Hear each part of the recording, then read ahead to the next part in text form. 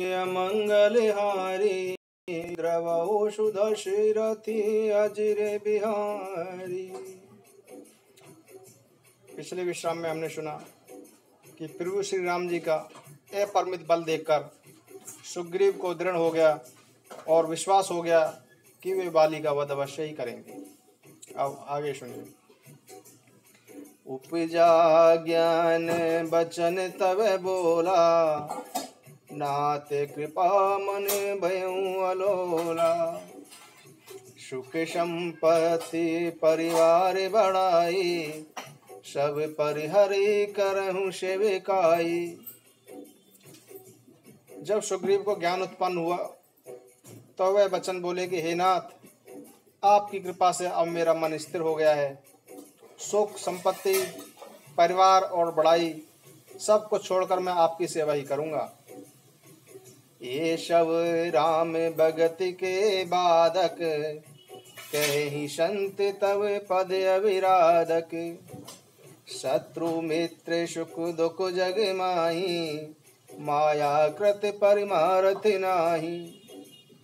क्योंकि आपके चरणों की आराधना करने वाले संत कहते हैं कि ये सुख संपत्ति आदि राम भक्त के विरोधी हैं। संसार में जितने भी शत्रु मित्र दुख सुख आदि द्वंद्व हैं, सब के सब माया रचित हैं, वास्तव में नहीं है। बाली परम हित जासु प्रसादा, मिलेहु राम तुम शमन विषादा। सपने जहि शन होई लड़ाई, जागे समुझत मन सकुचाई। हे श्री राम जी, बाली तो मेरा परम हितैषी है, जिसकी कृपा से शोक का नाश करने वाले आप मुझे मिले, और जिसके साथ आप स्वप्न में भी लड़ाई हो तो जागने पर उसे याद कर मन में संकोच होगा कि स्वप्न में भी उससे क्यों लड़ा। अब प्रभु कृपा करहूँ ए बाती, सब तजी भजन करहूँ दिन राती। सुनि विराग संजुत कपि बानी, बोले बेअसी राम धनु पानी। हे प्रभु, अब तो इस प्रकार की कृपा कीजिए कि सब छोड़कर दिन रात में आपका ही भजन करता रहूं। सुग्रीव की वैराग्य युक्त वाणी सुनकर, उसके क्षणिक वैराग्य को देखकर हाथ में धनुष धारण करने वाले श्री राम जी मुस्कुराकर बोले, जो कछु कहूँ सत सब सोई, सखा बचन मम मृषान होई। नट मर कट इव सबहि न चावत, राम खगेश भेद अस गावत। तुमने जो कुछ कहा है वह सभी सत्य है, परंतु हे सखा, मेरा वचन कभी मिथ्या नहीं होता। अर्थात बाली मारा जाएगा और तुम्हें राज्य मिलेगा। काकभूषण जी कहते हैं कि हे पक्षियों के राजा गरुण, मदारी के बंदर की तरह श्री राम जी सबको नचाते हैं। वेद में ऐसा वर्णन आया है।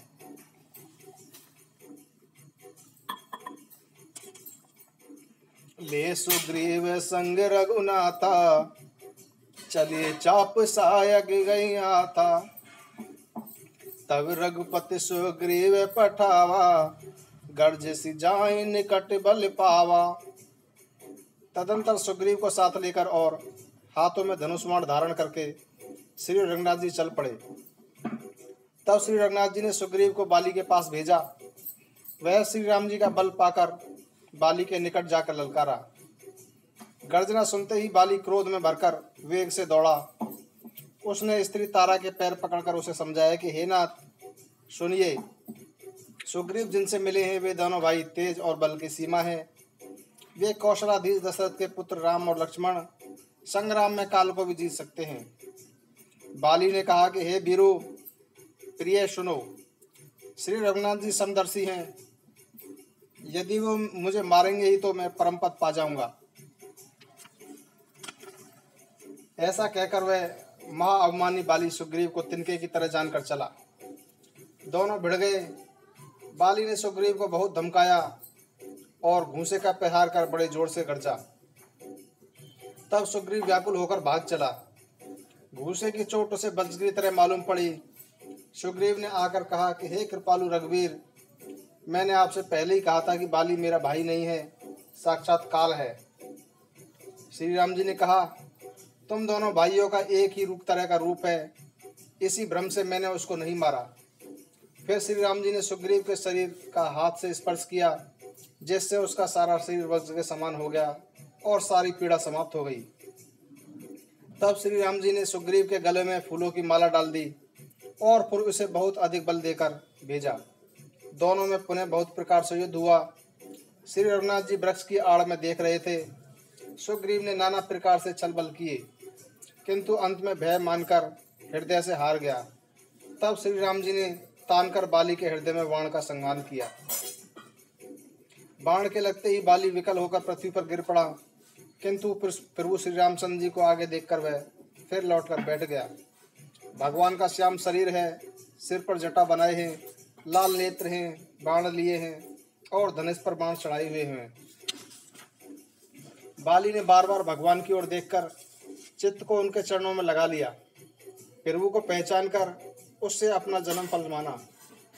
उसके हृदय में प्रीति थी, पर मुख में वाणी को कठोरता थी।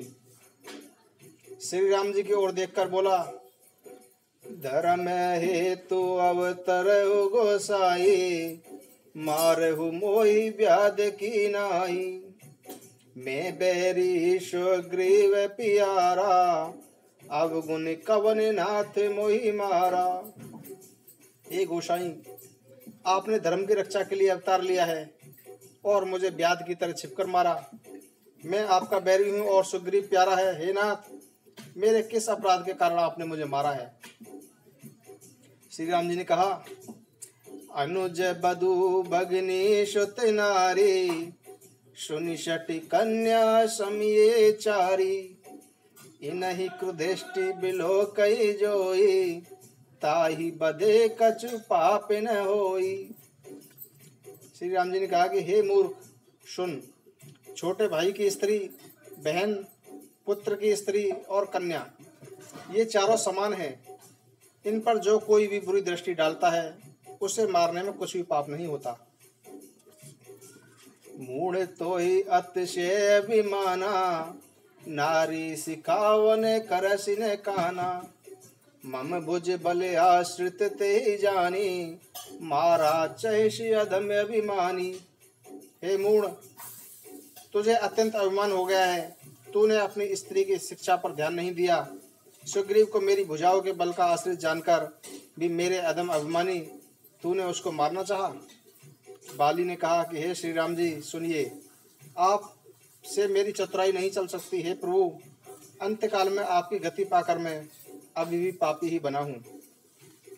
सुनत राम अति कोमल बानी, बाली शीस पर शिव निज पानी।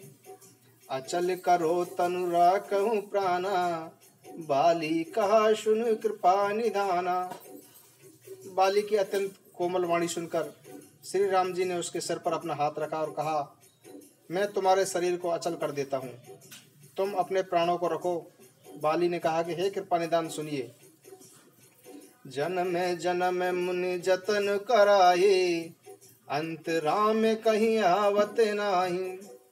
जासु नाम बल शंकर काशी, देत शवहि शम गति अविनाशी। मुनिगण प्रत्येक जन्म में अनेक प्रकार के साधना करते रहते हैं, फिर भी अंतकाल में उनके मुख से राम नाम नहीं निकलता। जिनके नाम के बल से शंकर जी काशी में सबको समान रूप से अविनाशी गति देते हैं, वह श्री राम जी स्वयं मेरे नेत्रों के सामने आए हुए हैं। हे प्रभु, ऐसा संयोग क्या फिर कभी बन सकता है? श्रुतियाँ नेति नेति कहकर निरंतर जिनका गुणगान करती रहती हैं तथा प्राण और मन को जीतकर एवं इंद्रियों को नीरस बनाकर मुनिगण ध्यान में जिनकी कभी संवत ही पलक झलक पाते हैं, वे ही प्रभु आप साक्षात मेरे सामने खड़े हैं। आपने मुझे अत्यंत अभिमानी जानकर यह कहा कि तुम शरीर रख लो, परंतु ऐसा मूर्ख कौन होगा जो हठ पूर्वक कल्प वृक्ष को काटकर उससे बबूल की रक्षा के लिए बाण लगाएगा और पूर्ण काम बना देने वाले आपको छोड़कर आपसे इस नश्वर शरीर की रक्षा चाहेगा। हे नाथ, आप मुझ पर दया की दृष्टि कीजिए और मैं जो वर मांगता हूँ उसे दीजिए। मैं कर्मवश जिस योनि में जन्म लूँ वही श्री राम जी आपके चरणों में प्रेम करूँ। हे कल्याणपद प्रभु, यह मेरा पुत्र अंगद नम्रता और शक्ति में मेरे ही समान है, इसे स्वीकार कीजिए और हे देवता और मनुष्यों के नाथ बाएं पकड़कर इसे अपना दास बनाइए। श्री राम जी के चरणों में दृढ़ प्रीति करके बाली ने शरीर को वैसे ही आसानी से त्याग दिया जैसे हाथी अपने गले से फूलों की माला को गिरते हुए न जान सके। राम बाली निज धाम पठावा, नगर लोग सब व्याकुल धावा। नाना विधि बिलाप कर तारा, छूटे केस न देह संवारा। श्री रामचंद्र जी ने बाली को अपने परम धाम को भेज दिया। नगर के सब लोग व्याकुल होकर दौड़े। बाली की स्त्री तारा बहुत अधिक विलाप करने लगी। उसके बाल बिखरे हुए हैं और शरीर को कोई संभाल नहीं है। तारा को व्याकुल देखकर श्री रघुनाथ जी ने उसे ज्ञान दिया और उसे अज्ञान को हर लिया। उन्होंने कहा कि पृथ्वी, जल, अग्नि, आकाश और वायु, इन 5 तत्वों से यह अत्यंत अधम शरीर बनाया गया है। वह शरीर जो प्रत्यक्ष तुम्हारे सामने सोया पड़ा है और जीव नित्य है, फिर तुम किसके लिए रो रही हो? जब ज्ञान उत्पन्न हो गया तब वह भगवान के चरणों पर गिर पड़ी और उसने भक्ति का वर मांग लिया। उमा दारु जो सत की नाई, सबहि नचावत राम गोसाई। तब सुग्रीव ही आय सुदीना, मृतक कर्म विधिवत शव कीना। शिव जी कहते हैं कि हे उमा, स्वामी श्री राम जी सबको कठपुतली की तरह नचाते हैं। इसके बाद श्री राम जी ने सुग्रीव को आज्ञा दी और सुग्रीव ने विधि पूर्वक बाली का सब अंतिम कर्म किया। तब श्री रामचंद्र जी ने छोटे भाई लक्ष्मण को समझाकर कहा कि तुम जाकर सुग्रीव का राज तिलक करो। श्री रघुनाथ जी की आज्ञा से सब लोग श्री रघुनाथ जी के चरणों में मस्तक झुकाकर चल पड़े। लक्ष्मण जी ने तुरंत ही सभी नगरवासियों को और ब्राह्मणों के समाज को बुला लिया और उनके सामने सुग्रीव का राज तिलक किया तथा अंगद को युवराज पद दिया। हे पार्वती, संसार में श्री राम जी के समान भलाई करने वाला गुरु, पिता, माता, बंधु और स्वामी कोई नहीं है। देवता, मनुष्य और मुनि सबकी यही रीति है कि स्वार्थ के लिए ही सब लोग प्रेम करते हैं। जो सुग्रीव दिन रात बाली के डर से घबराया रहता था, जिसके शरीर में अधिक घाव हो गए थे और जिसका हृदय चिंता के मारे जला करता था, उसी सुग्रीव को उन्होंने वानर का राजा बना दिया। श्री रामचंद्र जी का स्वभाव अत्यंत ही कृपालु है। जो लोग जानते हुए भी ऐसे प्रभु को भूल जाते हैं, वे क्यों न विपत्ति के जाल में पड़े। फिर श्री रामचंद्र जी ने सुग्रीव को बुला लिया और सब प्रकार से उन्हें राजनीति की शिक्षा दी। कह प्रभु सुनऊ सुग्रीव हरीसा, पुर न जाऊं 10 चारि बरीसा। गत की श्रेम वर्षा ऋतु आई, रहूं निकट शैल पर छाई। फिर प्रभु ने कहा कि हे वानरपति सुग्रीव, सुनो, मैं 14 वर्ष तक गांव में नहीं जा सकता।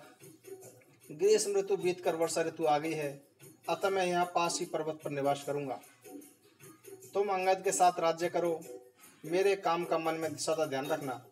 इसके बाद जब सुग्रीव जी घर लौट आए तब श्री राम जी प्रवर्षण पर्वत पर जाकर रहने लगे। देवताओं ने पहले से ही उस पर्वत की एक गुफा से कुछ सुंदर सजा रखा था। उन्होंने सोच लिया था कि कृपा की खान श्री राम जी कुछ दिन यहाँ आकर निवास करेंगे। सुंदर वन फूलों से अत्यंत सुशोभित है। मधु के लोभ से भोरों के समूह गुंजान कर रहे हैं। जब से प्रभु आए हैं तब से वन में सुंदर कंद मूल, फल और पत्तों की अधिकता हो गई है। मन को हरने वाले और अनुपम पर्वत को देखकर देवताओं के सम्राट श्री राम जी छोटे भाई सहित वहां रहने लगे। देवता, सिद्ध और मुनि भौरे पक्षियों और पशुओं के शरीर धारण करके प्रभु की सेवा करने लगे हैं। मंगल रूप भय वन तवते, कीन निवास रमापति जवते। फटिक शिला अति शुभ्र सोहाई, सुख आसीन तहाँ दो भाई। जब से रमापति श्री राम जी ने वहां निवास किया तब से वन मंगल रूप हो गया है। सुंदर स्फटिक मणि की एक अत्यंत उज्जवल शिला है, उस पर दोनों भाई सुखपूर्वक बैठे हुए हैं। कहते अनुज सन कथा अनेका, भगति बिरति नृप नीति विवेका, वर्षा काल मेघ नव छाये, गरजत लागत परम सुहाए। श्री राम जी छोटे भाई लक्ष्मण जी की को भक्ति, वैराग्य, राजनीति और ज्ञान की अनेक कथाएं सुनाते हैं। वर्षा काल में आकाश में छाए हुए बादल गरजते हुए बहुत अच्छे लगते हैं। श्री राम जी कहने लगे कि हे लक्ष्मण, देखो मोरों के समूह बादलों को देखकर नाच रहे हैं, जैसे वैराग्य में अनुरक्त गृहस्थ किसी विष्णु भक्त को देखकर हर्षित होते हैं। आकाश में बादल घुमड़ घुमड़ कर घोर गर्जना कर रहे हैं। सीता जी के बिना मेरा मन डर रहा है। बिजली की चमक बादलों में स्थिर नहीं रहती, जैसे दुष्ट की प्रीति नहीं ठहरती। बादल पृथ्वी के समीप नीचे उतरकर बरस रहे हैं, जैसे विद्या पाकर विद्वान विनम्र हो जाते हैं। बूंदों के चोट पर्वत कैसे सह रहे हैं, जैसे दुष्टों के वचन संत सहते हैं। छोटी नदियां भरकर किनारों को तोड़ती हुई बहने लगी, जैसे थोड़ा सा धन पाकर ही दुष्ट जन मर्यादा को त्याग देते हैं। पृथ्वी पर पड़ते ही पानी गंदला हो गया है, जैसे शुद्ध जीव को माया लिपट गई हो। जल एकत्र होकर तालाबों में भर रहा है, जैसे सदगुण एक एक कर सज्जन के पास चले जाते हैं। नदी का जल समुद्र में जाकर वैसे ही स्थिर हो जाता है, जैसे जीव श्री हरि को पाकर आवागमन से मुक्त हो जाता है। पृथ्वी घास से परिपूर्ण होकर हरीसु हो गई है, जिसके मार्ग दिखाई नहीं पड़ते, जैसे पाखंड मत के प्रचार से सदग्रंथ लुप्त हो जाते हैं। चारों दिशाओं में मेंढकों की ध्वनि ऐसे ही अच्छी लगती है, मानो विद्यार्थियों के समूह वेद पढ़ रहे हों। अनेक वृक्षों में नए पत्ते आ गए हैं, जिससे वे ऐसे हरे भरे शोभायमान हो गए हैं, जैसे साधक का मन विवेक ज्ञान प्राप्त करने पर हो जाता है।